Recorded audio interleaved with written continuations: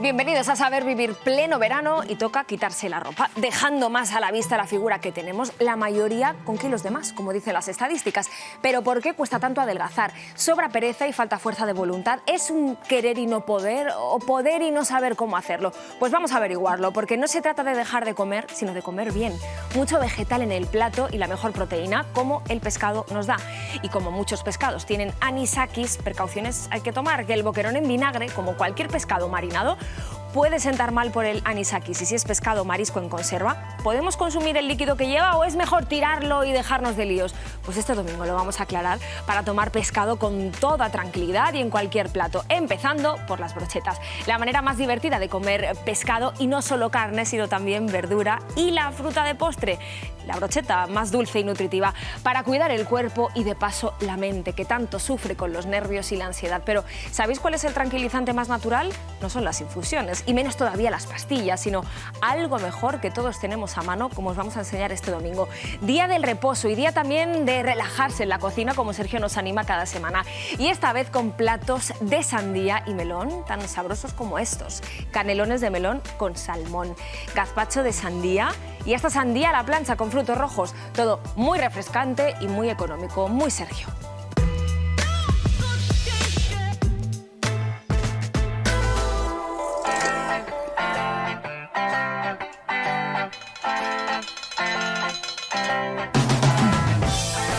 En verano nos tenemos que hidratar un montón y podemos hacerlo bebiendo un vaso de agua o utilizando unos comodines mágicos, como es el caso de la sandía y el melón, que nos ayudarán a elaborar un menú y a la vez nos hidratarán por dentro y por fuera.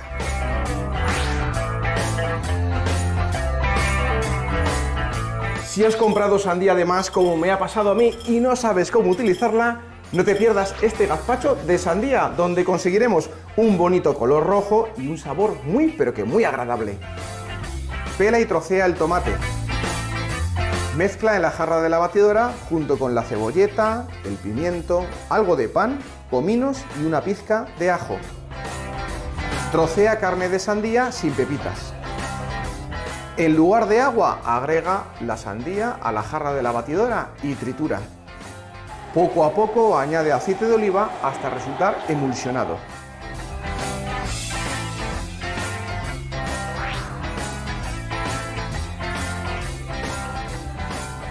Vamos con un refrán nuevo. En época de melones, ponte a cocinar canelones, porque precisamente aprenderemos a rellenar unos canelones de melón con salmón ahumado, cebolleta y pepinillo. Plato frío, muy saludable y fácil de hacer.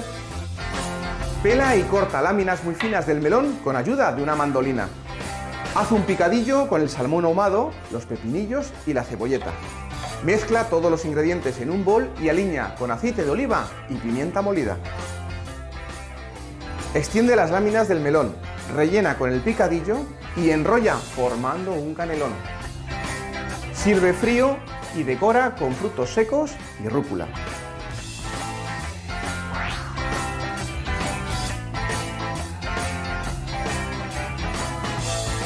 ¿Te ha salido insípida y un poco sosota la sandía?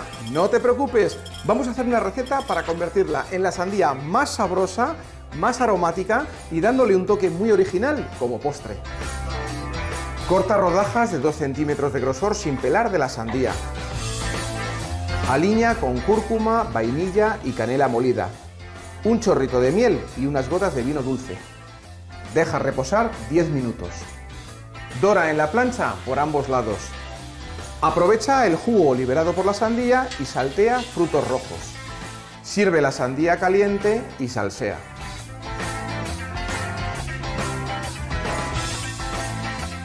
Tres ideas muy originales: gazpacho, canelón o la sandía a la plancha. Pero recuerda, lo más importante, si saboreas la vida, te comerás el mundo.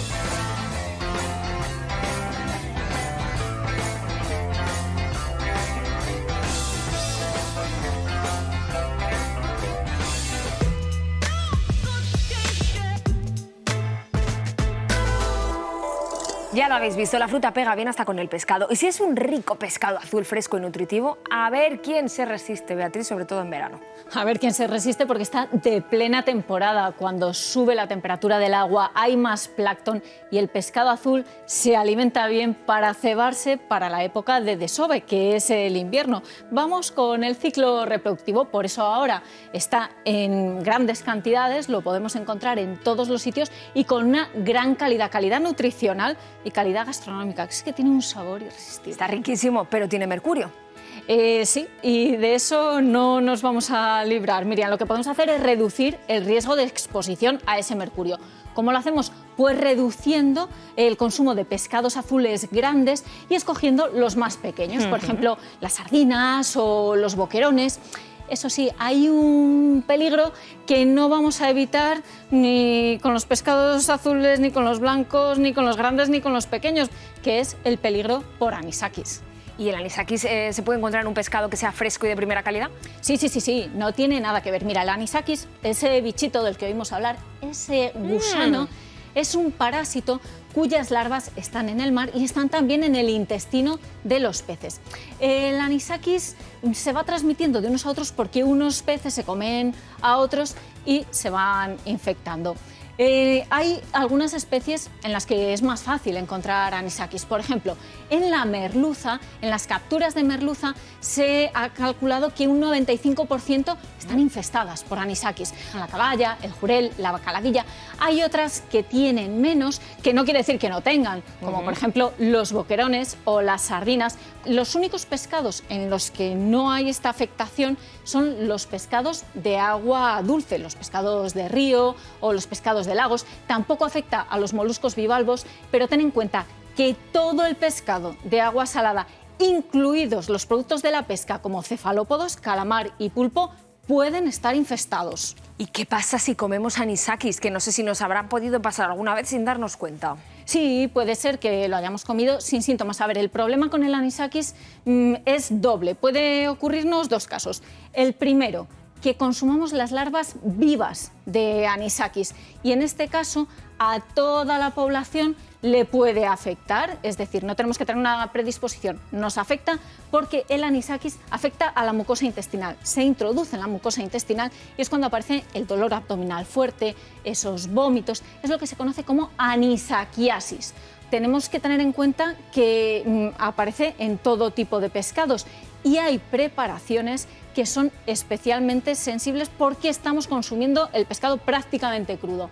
Ceviches, ahumados en frío, carpachos, tartares, marinados o escabechados. Los boquerones en vinagre, que pensamos que como llevan vinagre o otro tipo de marinado que lleva limón, pues que a lo mejor esto ya destruye el anisakis. Ese ácido no destruye el anisakis, no destruye los microorganismos tampoco que pueda tener el pescado, o sea que sería un riesgo. Ahí hay anisakis aunque hayamos echado ácido.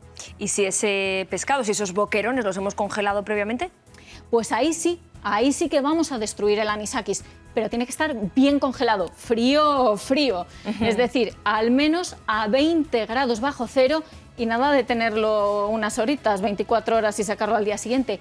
5 días mínimo en el congelador a temperatura de 20 grados bajo cero. Que digo yo que si vas a congelar un pescado fresco, que a lo mejor es más práctico comprarlo ya congelado, que está capturado, limpiado, eviscerado y ultracongelado en alta mar, y esa ultracongelación hace que alcance los 40 grados bajo cero, que vamos, hace el pescado absolutamente seguro, y no solo eso, sino que hace que no se formen unos cristales grandes de hielo que serían los que cuando se descongela hacen que el pescado pierda textura o pierda sabor. Es decir, vamos a tener con el pescado ultracongelado un pescado más cómodo, porque no tenemos que congelarlo en casa, y absolutamente seguro. Sería siempre una mejor opción. Tienes razón, pero es que muchas veces el pescado fresco lo escogemos precisamente porque nos gusta más por el sabor. Sí, bueno, pues en ese caso, si no nos ha dado tiempo a congelarlo, tenemos una única opción, que es pedir que nos lo limpien en la pescadería o, si no nos lo limpian porque es pescado muy pequeñito, limpiarlo inmediatamente cuando lleguemos a casa, eviscerarlo rápidamente y cocinarlo, un cocinado completo, porque el calor destruye también este parásito. Tenemos que cocinarlo al menos 5 minutos por un lado y 5 minutos por el otro. Ahí sí que estaría bien cocinado y esto afecta a todas las cocciones, asado, fritura, a la plancha. Está bien tenerlo muy claro para no tener miedo a la hora de comer pescado, porque además está como muy de moda con esa dieta pesco-vegetariana. Claro, y es que está de moda porque está de moda para nuestra salud también. Tenemos lo mejor del pescado. Tenemos por un lado el ácido graso omega 3, las proteínas, el calcio, la vitamina D, la vitamina B12. Tenemos esos nutrientes que nos da el pescado, pero tenemos lo mejor también de los vegetales, su fibra, sus compuestos bioactivos. Así que lo inteligente, Miriam, es comer pescado sin miedo al mercurio, sin miedo al anisakis, aplicando estas medidas que hemos dicho, comprarlo fresco, comerlo fresco y congelado, comerlo también en conserva. En este caso además viene con ese líquido de gobierno que decís los especialistas. Sí, y es un líquido absolutamente necesario para hacer la esterilización, para que se conserve, un líquido que puede ser aceite, que puede ser el propio agua de cocción, que en todos los casos va a llevar más o menos sal, que en todos los casos es seguro y que podemos aprovechar, Miriam, sí, podemos aprovecharlo. Por ejemplo, el líquido de estos berberechos. A ver qué hacemos con ese líquido. Es el agua de cocción y la podemos echar en una pasta a la marinera. Y vamos a tener ese sabor del mar, de los berberechos, que ya va con el agua, pero ojo, vamos a tener también la sal de ese líquido de gobierno. Así que no echemos sal también añadido al agua de cocción. Y esto es algo que tenemos que tener en cuenta, buscar las conservas que tengan menos sal, que sean bajas en sal o como mucho con 0,8 gramos de sal por cada 100 gramos. ¿Esa recomendación vale también para las conservas en aceite? Sí, vale absolutamente para todas las conservas. Si tenemos unas en aceite vegetal, bueno, lo primero, vamos a buscar las que tengan menos sal. Lo segundo, vamos a buscar un aceite vegetal de calidad. Si pone aceite de oliva, bien, mejor que si pone aceite de girasol. Si pone aceite de girasol, busquemos el que sea alto oleico, que nutricionalmente es más interesante. Si pone aceite de oliva virgen extra, como ese atún que tenemos por ahí. Pues esta ya sí que la podemos aprovechar, sí o sí, siempre con esa premisa de buscar los que tengan menos sal, y podemos utilizar este aceite pues para aliñar una ensalada. Y tenemos aceite aromatizado a mar. Sin desperdiciar absolutamente nada. Muchísimas gracias, Beatriz. Muchas gracias, Miriam. Pues a comer mucho pescado de la infancia a la edad adulta, que si le gusta a nuestra salud, nos gusta saber vivir. Aprovechemos las conservas más económicas y disponibles todo el año de pescado o marisco. Y por supuesto de legumbres, alubias, lentejas, garbanzos. Pero ¿sabéis cómo se envasan en la fábrica? Pues bajo un estricto control sanitario y de calidad, como ahora mismo vais a comprobar.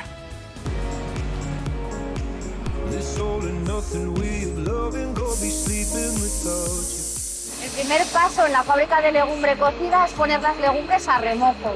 El proceso es muy similar al que hacemos en nuestros hogares, con la diferencia de que aquí se ponen a remojo muchos más kilos. Muchas personas piensan que la legumbre se embota una vez cocida. Y sin embargo esto no es así, la legumbre se envasa simplemente remojada y escaldada, posteriormente se cuece dentro del propio frasco. Una vez que la legumbre ha sido cocida dentro del frasco, todos pasan a través de un rayos X y rechazan aquellos botes donde se haya detectado algún tipo de materia extraña.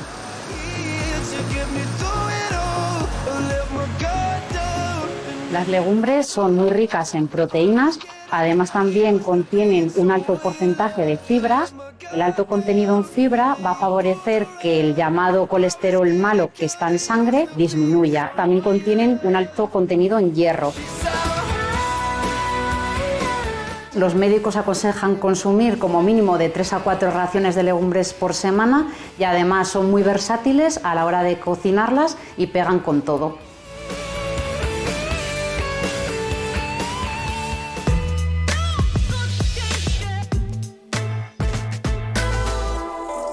Incluyendo legumbres como el garbanzo en una dieta equilibrada, seguro que ganamos salud y controlamos el peso. Algo que nos interesa todo el año, pero parece que preocupa más en verano, cuando llevamos menos ropa y se ve más lo que no se quiere enseñar y que tanto acompleja a tanta gente, Paloma. Sí, Miriam, es ahora cuando el cuerpo se queda más a la vista que nos sentimos más expuestos, ¿no?, a la mirada crítica de los demás. Y en realidad lo que nos debe interesar no es la imagen estética, sino la salud, tanto física como mental, sin preocuparnos por esa imagen que podemos estar dando. Y en realidad estas personas que tienen ese exceso de grasa, 10, 20, 30 kilos más, no han llegado así a estar por gusto y sí que acarrean muchos sentimientos de frustración y culpabilidad. Y si tan mal sientan para la salud esos 10, 20, 30 kilos de más, ¿por qué no se logran perder? Pues Miriam, por muchas razones que vamos a ir viendo hoy, pero desde luego no porque no lo hayan intentado una y otra vez, porque las personas que tienen este exceso de grasa con esa cantidad de kilos de más no están así por gusto y han intentado una y otra vez perderlo. Lo que ocurre es que cuando no lo consiguen terminan aceptándolo con resignación y una gran mochila de culpa. Así que esa idea de que estas personas no tienen fuerza de voluntad, ¿eso no se corresponde con la realidad? No hay ningún fundamento científico. De hecho, estos prejuicios vienen de la época de la Ilustración, donde se empezó a asociar la obesidad con el consumo desmedido de comida por parte de las personas más pudientes. Se empezó a relacionar la obesidad como algo malo y moralmente inadecuado. Estas personas obesas se les veía como egoístas, viciosas, inmorales y además que no se sacrificaban. Y esto sabemos que hoy no es así. De hecho, tenemos algunos estudios, como el de la Universidad de Yale, que nos dice que las personas en una condición de sobrepeso y obesidad sí que son capaces de hacer grandes sacrificios por perder peso, dietas muy restrictivas, pasar hambre, así que realmente no es una falta de voluntad ante la comida. Eso respecto a la comida, pero ¿y respecto al ejercicio físico? ¿Tampoco hay una falta de fuerza de voluntad? Pues ocurre algo parecido como con la alimentación. En realidad, las personas que tienen un exceso de grasa saben que deben hacer más ejercicio para lograr oxidar más grasa y están dispuestas a calzarse la zapatilla y hacerlo, pero se encuentran con muchas limitaciones. Una de ellas, y la más objetiva, es el propio tamaño y peso corporal, que dificulta mucho la propia actividad, le genera un sobreesfuerzo a nivel muscular, articular, a nivel de corazón, de pulmones, y esto dificulta la propia actividad física. Es decir, no es que estén así porque se muevan menos, quizás se mueven menos porque se lo dificulta ese exceso de peso. Miriam, imagínate que quieres hacer actividad física con una mochila de 30-40 kilos, para que entiendas esta limitación. Entonces es que no pueden porque no saben. Pues exactamente. En muchísimas ocasiones hay un desconocimiento, hay creencias erróneas, mitos como los que tratamos aquí en Saber Vivir en esta sección de Desvelar. Y estas personas que quieren perder peso puede que estén ya actuando en cuanto a su alimentación y ejercicio, pero que lo hagan de manera ineficiente. Y además no les funciona por dos causas fundamentales. La primera es que vivimos en un ambiente obesogénico. Esto significa un ambiente que nos mueve a comer más y mal y a movernos menos. Este ambiente va a dificultar todo el proceso, pero es que además existen dificultades en las personas con menos recursos, con dificultades económicas, porque los alimentos más disponibles y más baratos resulta que son los que tienen peor calidad nutricional y más calóricos. Esto hace que empeore la salud física y mental de estas personas y también su composición corporal. ¿Y la segunda razón? La segunda razón es que quieren realizar el proceso en solitario, sin ayuda de un profesional que les guíe. Y al final, la condición de obesidad es una patología, está considerada una enfermedad y hay un profesional sanitario encargado de llevarla a cabo, que es el nutricionista, que puede ayudar muchísimo durante el proceso. Se deben borrar antiguos hábitos e inculcar buenos hábitos de alimentación, de actividad física y de estilo de vida en general. Cuando hablas de borrar viejos hábitos, ¿a qué te refieres exactamente? Bueno, lo primero que tenemos que borrar en cuanto a la pérdida de peso y más en obesidad es el no comer. No comer porque si tratamos cada vez de llevar una alimentación con menos energía, esto va a tener el efecto opuesto. Va a empeorar nuestra composición corporal y va a empeorar nuestra salud mental, porque la persona va a comer con un sentimiento de culpa, va a afianzar la idea de que está así pues porque come más de lo que debe. La segunda que hay que desbancar es que para resolver un estado de obesidad hay que elegir alimentos adelgazantes, light, cero, refresco edulcorado, desnatado. Todos estos alimentos no nos nutren, no nos sacian, pero es que además empeoran nuestra microbiota. Una microbiota alterada más otros hábitos nocivos de salud van a hacernos tener un estado inflamatorio y este estado corporal inflamatorio hace que empeore incluso nuestra composición corporal, haciéndonos acumular más grasa. Y la tercera, no es a borrar, es para que nos la grabemos. Hay que intentar consumir buenos alimentos, alimentos procesados buenos. Es fundamental para llevar a cabo una optimización de la composición corporal. Lo primero que vamos a tener en cuenta son alimentos que nos aporten proteína, de las legumbres a los huevos, carnes, pescados, lácteos naturales. Esta proteína es el alimento de nuestros músculos, ya lo hemos visto, y este tejido es fundamental en un proceso de pérdida de grasa.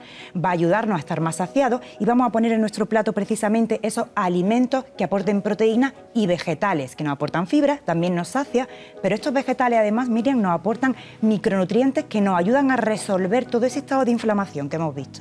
Entonces, borrando viejos hábitos de alimentación es como que borramos la mitad del problema, porque nos queda todavía el ejercicio físico.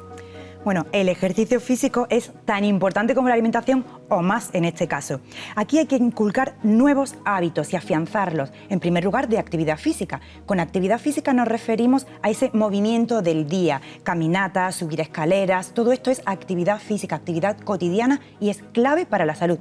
Pero también hay que tener en cuenta el ejercicio físico. Con ejercicio físico nos referimos a entrenamiento, como el entrenamiento con pesas. Y este es muy importante también porque le da a nuestros músculos el estímulo al que la actividad física no llega. Va a ser fundamental que lo instauremos como un hábito. Actividad física de lunes a domingo y ejercicio físico al menos 4 o 5 días a la semana. Debemos de ir habituando nuestro cuerpo, nuestros músculos, nuestras articulaciones. Al igual que educamos el paladar a nuevos sabores, nuevas formas de comer, también vamos a educar nuestro cuerpo a más actividad física y a entrenamiento. Porque es que además, Miriam, el ejercicio y la actividad física vayan a ayudarnos a sentirnos más activas, como con más vitalidad, porque ayudan a mejorar la salud de nuestras mitocondrias. Dirá, ¿qué es esto? Pues resulta que son las pilas de nuestras células. Por eso, cuando hacemos más actividad física, más ejercicio incluso, nos sentimos como con más vitalidad. Y va a ser importante que si no nos sentimos preparadas para hacerlo con mucha intensidad, este ejercicio tenemos que ir adaptándolo a nuestras circunstancias. Poco a poco, lo importante es ser constantes y va a ser clave para cuidar nuestra masa muscular y despreocuparnos un poco del peso. Hay que desbancar un poco la báscula y si queremos medir el proceso va a ser bastante más interesante, por ejemplo, una cinta métrica para medirnos la cintura. Si va disminuyendo ese perímetro es señal de que estamos perdiendo grasa y ganando salud, y si queremos medir algo más vamos a medir esos hábitos, por ejemplo, el número de pasos diarios, los días que entrenamos. Eso va a ser muchísimo más saludable que andar midiendo el peso. Y eso vale para el verano y para todo el año. Muchas gracias, Paloma. Gracias, Miriam.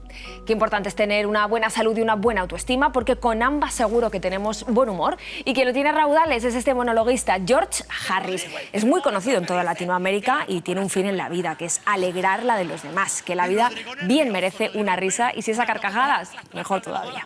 La gente me pregunta, ¿por qué engordo? Porque comes arroz y pasta, como una demonia.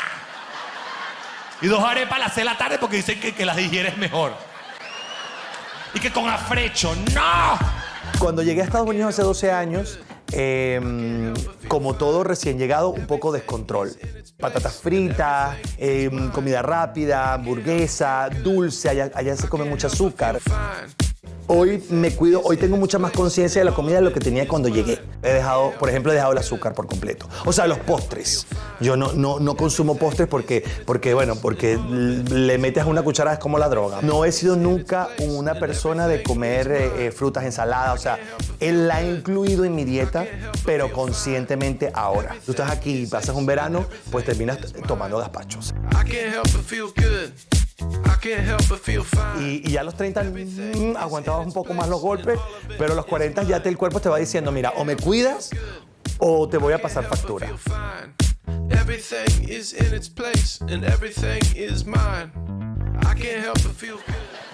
Flaco sí, porque la gente camina, va para aquí, va para allá. Aquí no, aquí estamos en un carro montado todo el día, no en ese culo cuadrado montado en ese carro. Y uno va para el kiosco en el carro, ¿no? Allá no, allá la gente camina 18 cuadras y te llegan así, no, ahorita voy para no sé dónde y después voy a trabajar. En tacones el amor y tú dices, qué arrecha. Claro, por eso la gente seca, o sea, flaca, la gente flaca. En países como España, por ejemplo, la gente camina mucho porque es la costumbre, la gente anda mucho. En Estados Unidos es completamente lo contrario, siempre vas en coche. Yo he implementado en mi vida el tema de andar todos los días al menos media hora. He hecho el Camino de Santiago 2 veces y en cada vez que lo he hecho, una de las cosas que más me atrae es ver a la gente mayor caminando todas las mañanas. Y dices, por eso son tan longevos. Tengo mucho público aquí, eso es una de las cosas que más me conecta con España. En Madrid voy a estar el 29 de octubre presentándome en el Palacio Vistalegre y luego vamos a estar en Vigo, en Tenerife, Alicante. Yo creo que el sentido del humor es como como una cura, de como que te reconcilias con muchas cosas de la vida. Yo no sé si vas a poder salir de ahí, no sé cómo lo vas a hacer, pero aquí está un rayo de luz que te indica, por lo menos nos vamos a reír de la situación.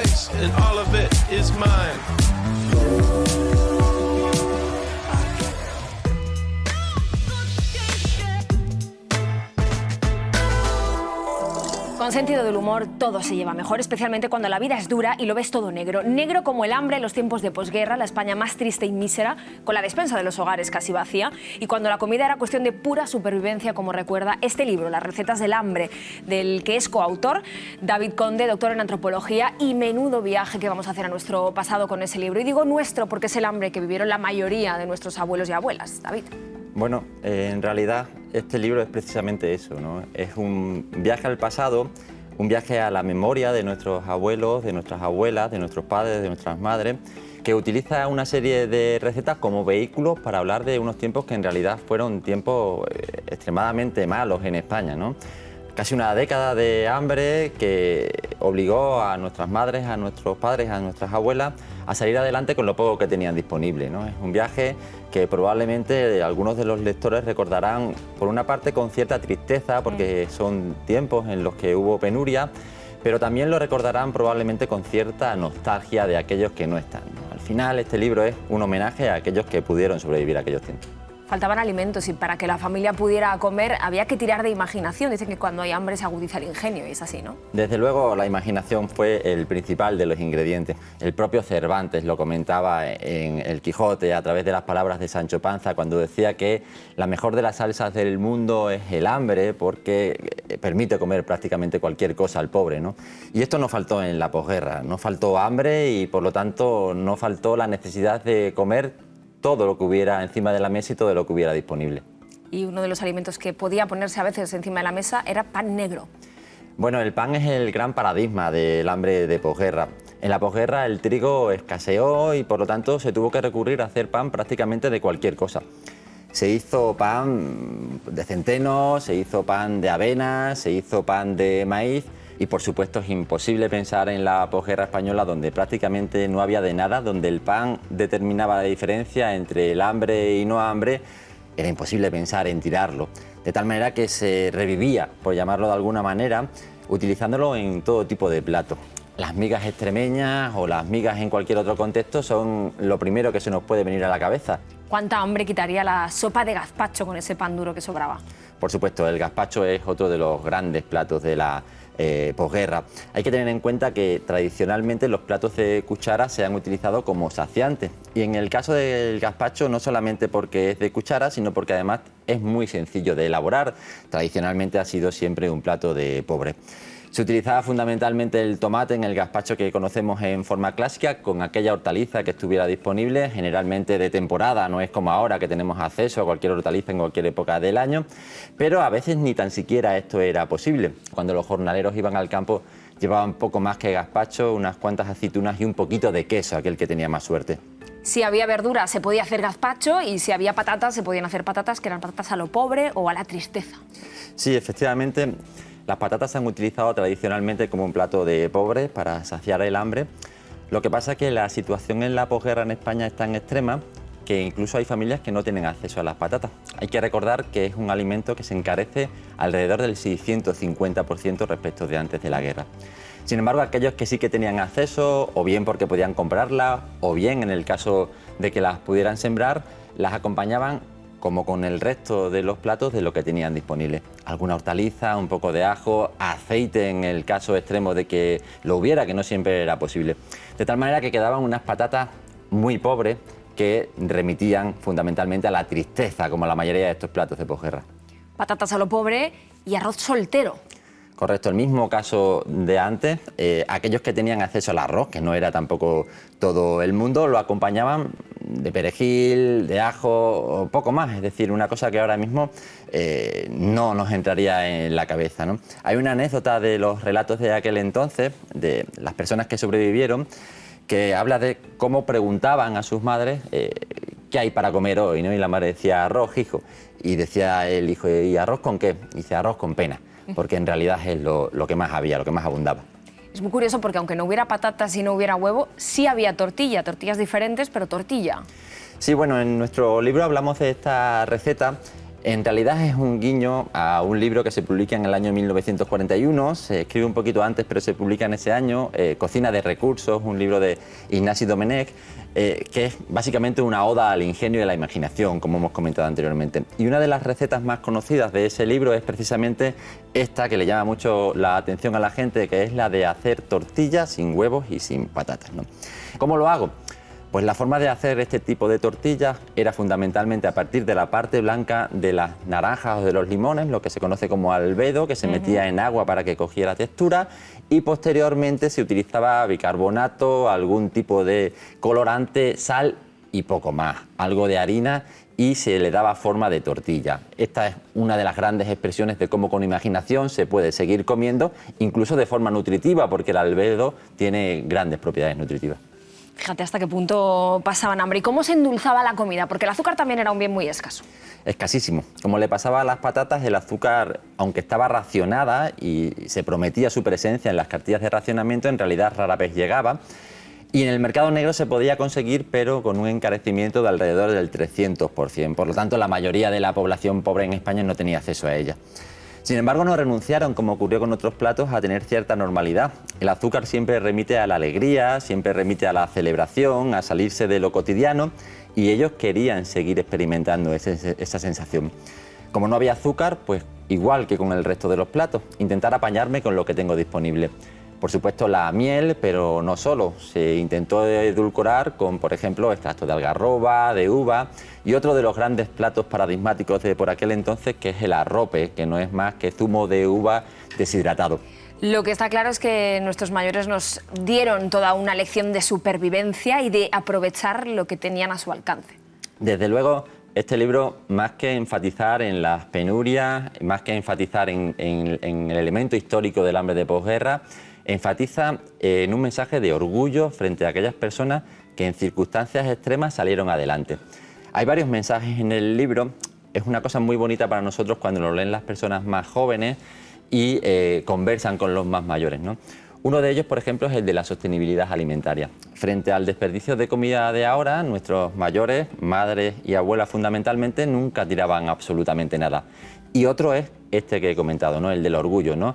Bueno, nos tocó vivir aquella época, nos tocó vivir unas circunstancias muy difíciles de más de 10 años, pues vamos a salir adelante todos juntos, vamos a salir adelante a través de la imaginación y de la paciencia. Toda una lección de vida. Muchísimas gracias, David. Gracias a vosotros por invitarme.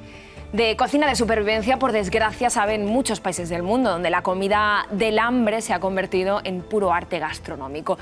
Y uno de ellos es Polonia, donde nos esperan platos tan suculentos como los que ahora mismo vais a ver, la sopa surek, que se sirve dentro de una hogaza de pan, empanadillas de muchos sabores y tartas para todos los gustos. El menú de Polonia.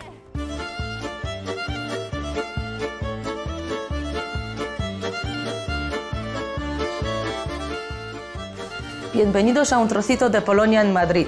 Witamy.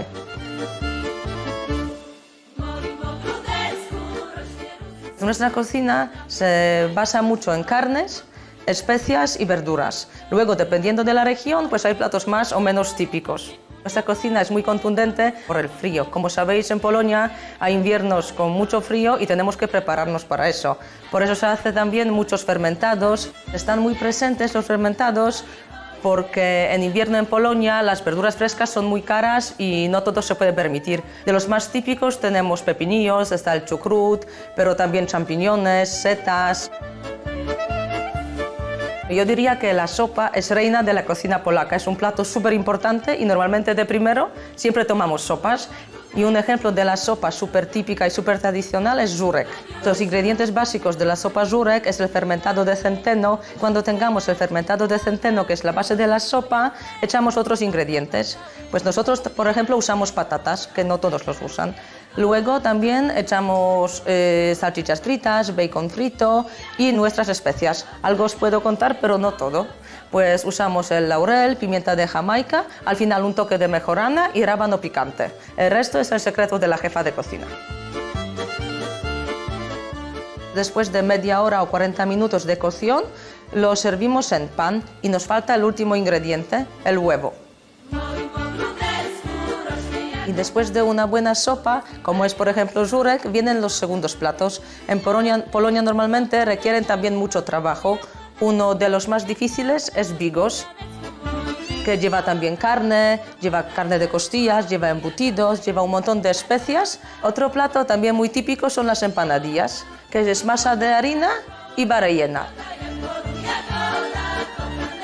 Después de una buena comida siempre viene el postre, tarta de queso, la tarta de manzana y la tarta de semillas de amapola, todas buenas y caseras. Buen provecho, feliz domingo, smacznego i miłej niedzieli.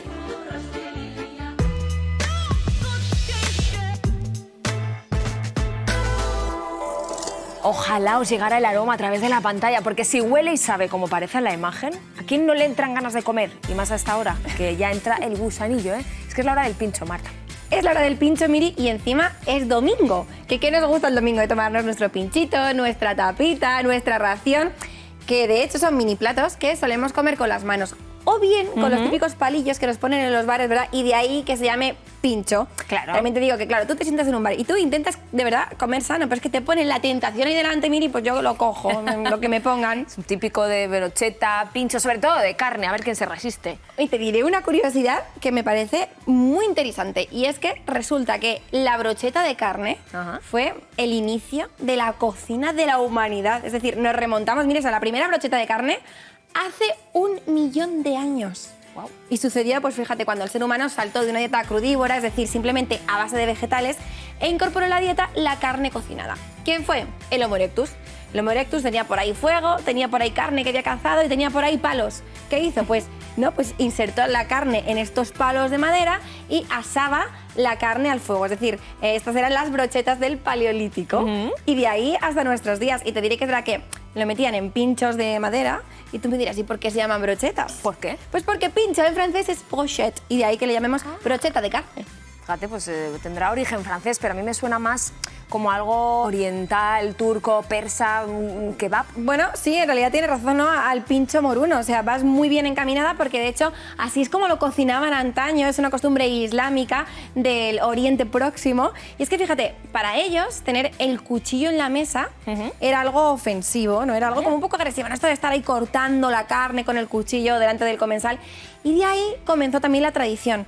Pues en la cocina ya dejar cortados estos trozos de carne, hacer ya las brochetas y que te llegaran en el plato cortaditas, perfectas para comer sin tener que utilizar los cuchillos. Eso es perfecto, que te venga ya cortadito, listo para comer. Y no solo carne, sino pues pescado, marisco, fruta. Si es que todo se puede poner en brochetas, Miri. Es más, yo creo que existen tantos menús como brochetas se te ocurran. Porque es una forma estupenda de mezclar texturas, de mezclar sabores, de mezclar colores. A mí me encanta porque podemos hacer, si nos lo proponemos, pues para un picnic, por ejemplo, un menú entero de primero a postre solo con brochetas. Y además es que si no me crees, yo te lo he traído. ¿Ah, sí? Ya te conozco. Pues venga, el movimiento se demuestra andando, cocinando en este caso. Venga, un entrante hecho a base de marisco, que tenemos proteína de calidad, proteína magra con poca grasa y, oye, vamos a meter también verduritas por ahí. Que tenemos unas brochetas de langostinos con pimientos de colores y una salsa rosa muy especial porque es saludable y está muy rica. Rosa es verdad, pero me recuerda a la salsa romescu. Bueno, la salsa romescu es una buena opción. ¿Lleva pimiento? Saludable.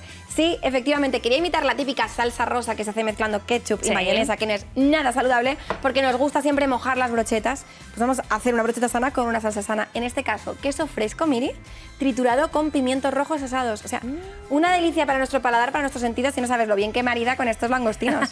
Ya tenemos la primera brocheta, vamos a por la segunda. La segunda brocheta, Miri, es como un platito principal, ¿vale? Hemos utilizado carne, la mítica brocheta, ¿no? Un pincho moruno que has dicho. En Saber Vivir, obviamente no vamos a utilizar este pincho moruno hecho con magro de cerdo, adobado, que además de tener mucha sal, tiene grasa saturada. ¿Qué hemos hecho? Unas brochetas de pavo con piña. Pavo, carne magra, menos de un 10% de grasa. Con piña. Al mezclar esta piña con este pavo, lo que hacemos es que este toque agridulce despista el paladar y nos permite reducir el uso de sal. Hemos puesto las brochetas, piña fresca. Pavo, piña fresca, pavo, lo cocinamos a la brasa, se mezclan todos los jugos y terminamos con una salsa teriyaki, que es una delicia. Que es tu clásica salsa teriyaki, ¿no? A mí me encanta. Mira, misma cantidad de agua que de salsa de soja. Una cucharadita de harina integral, del cereal que quieras, que tenga gluten o que no tenga gluten. Un poquito de jengibre en polvo, a ebullición, mezclamos bien hasta que espese. y simplemente con mojar da brillo, ya sabes que comemos por los ojos. Ay, por los ojos, me estoy comiendo yo ya la tercera brocheta. Me encanta que digas eso, son unas brochetas de fruta, en concreto tenemos brochetas de melón con hierbabuena y un toque muy especial que te voy a explicar ahora. Pero antes quiero pararme en las brochetas. Mira qué bonitas, Miri. Pues sí, bien bonitas te han quedado. Esta forma, ¿verdad? Mira, utilizamos, que te voy a hacer, mira, te voy a hacer una por aquí. Venga. Una cuchara sacabolas. La podemos comprar en cualquier lado. Y podemos sacar así la fruta, puede ser para la sandía, para el melón. Es casi como que apetece más. Claro, es lo que te quería decir, Miri, que al final muchas veces es cómo presentes la fruta. Si te ponen a lo mejor una manzana, pues sin pelar ni nada ahí, en un plato, o una naranja, pues da más pereza, pero cuando te presentan bien la fruta, no solo es la mejor opción para nuestra salud, sino que es la mejor opción para nuestro paladar, que es que nos lo va a pedir. Y esto es melón, ¿no? Esto es melón. Que a veces no sale bueno, fíjate que no está muy dulce. Sí, ¿verdad que se queda ahí? Pues traigo tu truco, mira, Isaya, mira, voy a hacerlo con esta brochetita que te acabo de preparar. A ver. Que el melón nos ha salido mal, que la fruta está ácida, que es lo que hacemos, o no tiene sabor. Sí. Echamos azúcar, ¿verdad? Sí. Pues no vamos a echar azúcar, Miri, vamos a potenciar su sabor con este truco que me encanta, y es echando un buen chorrito de zumo de lima. ¿Cómo es eso? Por el contraste. Exacto, cuando la fruta está sosa, si ponemos el efecto contrario, que es la acidez, nos va a resultar más dulce el poco dulzor que tiene, y de esta forma pues tenemos unas brochetas con un sabor brutal y simplemente con la fructosa de la fruta.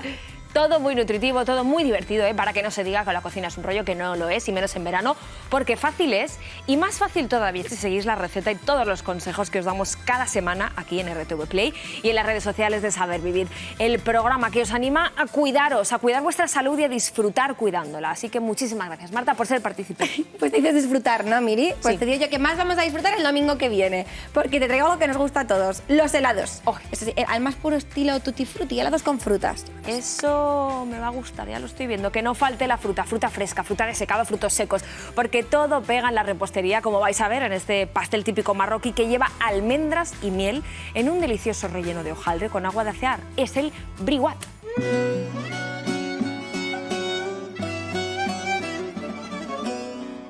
La repostería marroquí se basa un poco en la evolución histórica del propio territorio y bueno, pues hubo amazigh, países del Oriente Medio, judíos, moriscos, entonces esa tradición dejó como huella lo que hoy conocemos un poco como la repostería marroquí. Lo que hacemos pues, es dulces originales 100% marroquíes, solo que modificando un poco el toque dulce, eliminándola directamente o sustituyéndola con miel, que no es a base de azúcar, sino el miel, por ejemplo, del Bierzo. Y entre todas estas delicias, pues destaca el briouat. Os vamos a contar, mi hermana Zaina y yo, cómo se hacen las briouats.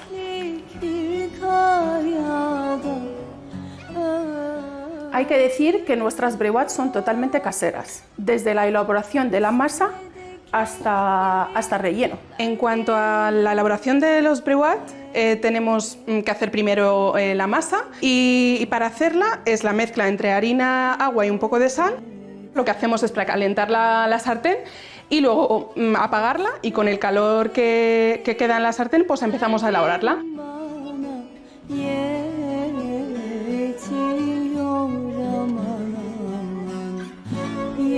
Y el relleno es a base de almendras y miel. La receta original de Marruecos es muy dulce y se echa azúcar. Y nosotras, por seguir la línea saludable de nuestro local, evitamos o sustituimos el azúcar por la miel. Os voy a contar un secreto. Las almendras, para que sepa muy bien la briouat y sea súper rica, hay que echar mitad de almendras horneadas y la otra mitad cruda, más la miel, agua de azahar y canela. Mezclamos todo, formamos bolitas y luego cortamos la masa en tiras y enrollamos y vamos haciendo triangulitos. Bienvenido a nuestro espacio donde cabe todo el mundo. Esperemos que os gusten nuestras briouats acompañadas de nuestro té marroquí y os deseamos un feliz domingo.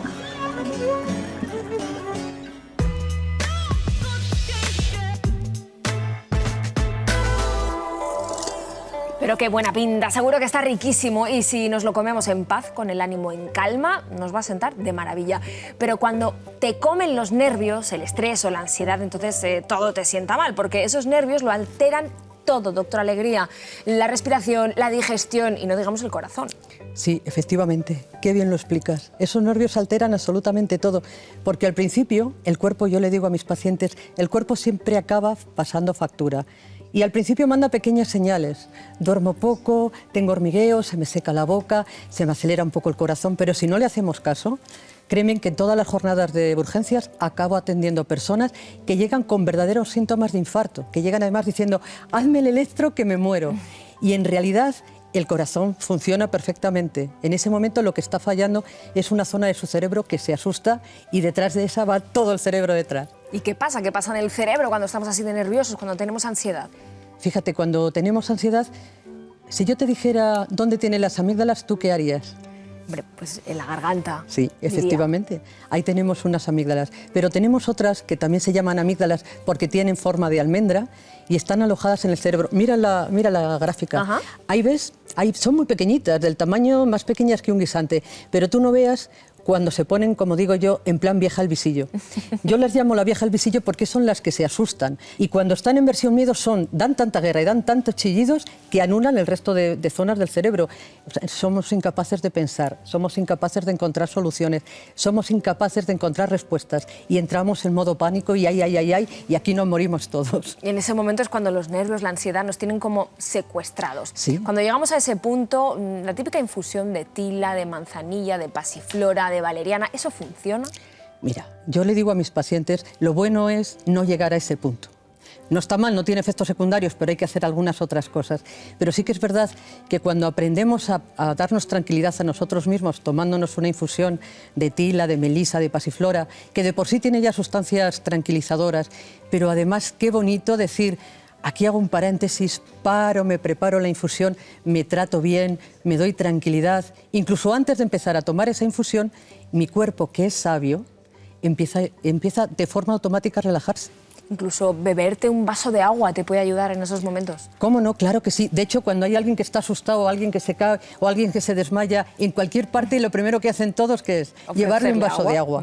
Luego ya si no se mejora con el vaso de agua, llamamos a la ambulancia. Pero sí que es verdad que el hecho de parar, el hecho de prestar atención al cuerpo, automáticamente, en algo tan sencillo como beberse un vaso de agua, produce en el cerebro que se activen otras zonas que apagan un poco esa chillona amígdala. Hemos dicho un vasito de agua, una infusión, pero muchas veces lo que nos pide el cuerpo en esos momentos es eso, una galleta de chocolate. Sí, todos nos hemos visto a nosotros mismos cuando nos dan un disgusto, cuando estamos angustiados o cuando estamos con poca tranquilidad, ir corriendo a la nevera. Y si puede ser dulce, mejor que mejor. Eso es lo que nosotros llamamos hambre emocional, porque en realidad, si nosotros nos paráramos y le preguntáramos a nuestro estómago no tiene hambre de alimentos y menos de pasteles. Lo que tiene es ganas de que le entretengamos con algo que apague un poco su miedo. ¿Y qué me dices de centrarme en la respiración? ¿Eso puede ayudar? Fíjate que si ayuda, que yo casi todas las jornadas de guardia lo practico con mis pacientes. ¿Te parece si lo practicamos ahora? Claro que sí. ¿Te gusta nadar? Me encanta. Siempre pregunto eso porque una vez le empecé a explicar a un paciente cómo tenía que hacerlo y después me dijo que tenía fobia al agua y casi le tuve que desfibrilar. Vale, imagina que aquí delante de nosotros hay una piscina de 100 metros, de estas olímpicas. Ojalá. De agua azul, cristalina, clara. Ponte la mano en la tripilla. Venga. Y coge aire como para bucear debajo del agua 200 metros. Vale. Vale. Mira tu tripa. ¿Hacia dónde se va tu tripa cuando entra aire? Hacia adentro. Claro. ¿Sabes por qué se va hacia adentro? Porque yo creo que estamos en la era de estar todos guapos y salir estupendos en las fotos y vamos así. Pero tú piensa, no tenemos que saber anatomía, pero aquí, ¿dónde están los pulmones? Aquí. Aquí. ¿Y qué separa la tripa de los pulmones? Pues el diafragma. El diafragma, que es como un paraguas. Sí. Si cuando tú respiras metes la tripa hacia adentro, ¿hacia dónde se va el diafragma? Claro, hacia adentro. Hacia arriba. Sí. ¿Y aquí hay más espacio o menos espacio? Menos. ¿Qué tenemos que hacer? Justo al revés. Es lo que se conoce como respiración diafragmática, pero nos da igual cómo se llame. Vamos a aprender el truco porque esto es tranquilizador y además sin efectos secundarios. Coge aire, imagínate la piscina, separa si quieres incluso un poco la mano y cada vez que entre aire, imagínate que eres un botijo y que tu tripilla toque la mano. siente como, es como si se abriera de repente el tórax. Llega a ir incluso a zonas de tus pulmones que a lo mejor llevabas tiempo sin que llegaran. Seguro que sí. Ese gesto, con solo hacerlo una vez, prestando atención a lo que haces, ese gesto disuelve los nervios, disuelve el estrés, disminuye la ansiedad. Y hacerlo unas cuantas veces, de hecho yo lo receto como si fueran antibióticos, desayuno, comida y cena. ¿Para qué? Para que después, cuando llegue de verdad la situación complicada, sepamos hacerlo sin necesidad de pensarlo. Y salir a hacer este ejercicio de respiración al campo, incluso a caminar, que nos dé el solecito en plena naturaleza. Fíjate si es eficaz pasear. Pasear ya, de hecho, aunque sea por el medio de una gran ciudad, eso ya genera sustancias que tranquilizan. Pero pasear por el campo, en Japón, que hacen muchos y muy buenos y pioneros estudios que tienen que ver con cómo controlar la ansiedad, los japoneses no recetan fármacos para la ansiedad sin antes haber mandado a los pacientes a dar un paseo por el campo, porque no solamente nos calmamos, es que además el hecho de contemplar la naturaleza genera en nosotros sustancias que automáticamente apagan un poco la voz chillona de la amígdala que decíamos antes. Y si nada de esto hace efecto, ¿qué más podemos o debemos hacer? Bueno, pues lo que yo también le digo a mis pacientes cuando me dicen que están muy angustiados y por esa ansiedad no son capaces ni siquiera de conciliar el sueño. ¿Qué hacemos cuando nos vamos a la cama? Quitarnos la ropa, ponernos el pijama. Sí, bien. En eso quitarnos la ropa nos desnudamos. Sí, claro. ¿Qué significa literalmente desnudarnos? Quitar nudos. Eso viene de antaño cuando no había botones, iban en el siglo de oro con aquellos vestidos inmensos con 100 lazos. Y siempre había algún lacayo que quitaba los lazos porque es incómodo. ¿Tú te imaginas, tú podrías conciliar el sueño? No, claro. No. Pues lo mismo pasa con la mente.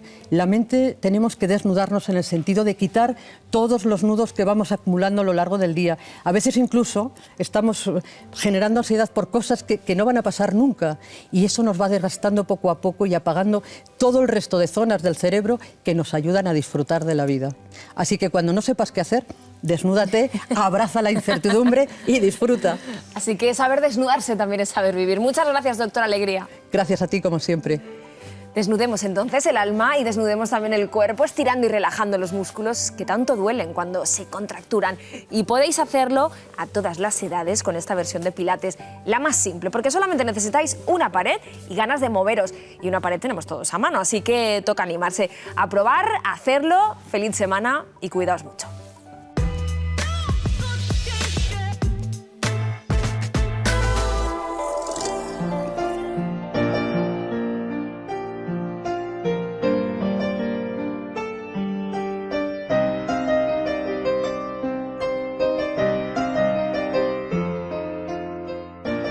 El Pilates en pared es un tipo de Pilates que realiza ejercicios de bajo impacto que utiliza la pared como elemento principal. El primer ejercicio que vamos a hacer es de equilibrio, de trabajo de equilibrio. Entonces colocamos las manos en la pared, separamos las piernas a la anchura de las caderas, suelto el aire, activo musculatura del abdomen y subo, y cojo aire y vamos bajando despacito, trabajando aquí estabilidad.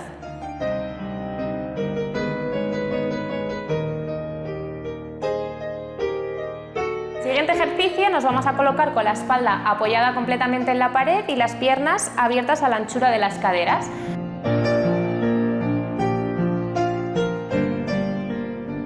Trabajamos la musculatura de las piernas, cuádriceps, isquios, gemelos, y trabajamos también toda la parte de la alineación de la espalda, corrección de la postura. Pueden introducir materiales en las rutinas de Pilates, como fitball, bandas elásticas, se pueden introducir pesas.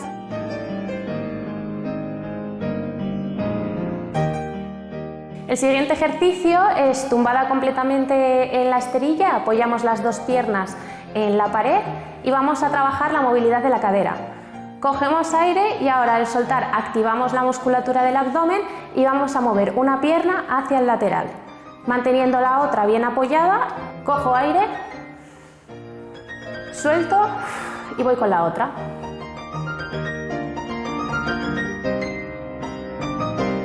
Para meter un poco más de intensidad a este ejercicio de movilidad de la cadera, podemos colocar una goma elástica circular en la zona de las rodillas, cogemos aire y ahora al soltar activo la musculatura del abdomen y vamos a separar, manteniendo la otra en el centro. Ayuda a mantener la concentración en la activación de la musculatura profunda del abdomen, que eso es esencial en cualquier ejercicio de Pilates.